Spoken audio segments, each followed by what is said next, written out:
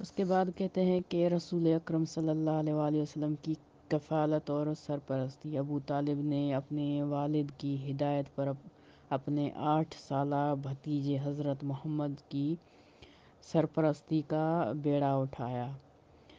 ابن شہر آشوب کہتے ہیں جناب عبد المطلب نے وقت وصال کے وقت ابو طالب علیہ السلام کو بلوایا اور کہا، بیٹا تم محمد کی نسبت میری محبت کی شدت سے آگاہ ہو، اب دیکھوں گا کہ ان کے حق میں میری وصیت پر کس طرح عمل کرتے ہو۔ جناب ابو طالب نے جواب میں فرمایا، ابا جان مجھے محمد صلی اللہ علیہ وآلہ وسلم کے بارے میں سفارش کرنے کی ضرورت نہیں، کیونکہ وہ میرا بیٹا میرا بھتیجا ہے۔ ابن شہر آشوب مزید کہتے ہیں عبد المطلب کا انتقال ہوا تو ابو طالب نے رسول خدا کو کھانے پینے اور لباس و پوشاک میں اپنے اہل خانہ پر مقدم رکھا۔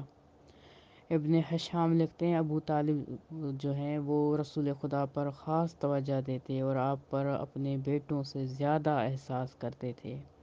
بہترین غذا آپ صلی اللہ علیہ وآلہ وسلم کے لیے فراہم کرتے تھے اور آپ کا بستر اپنے بستر کے ساتھ بچھا دیتے تھے اور ان کو ہمیشہ ساتھ رکھنے کی کوشش کرتے تھے۔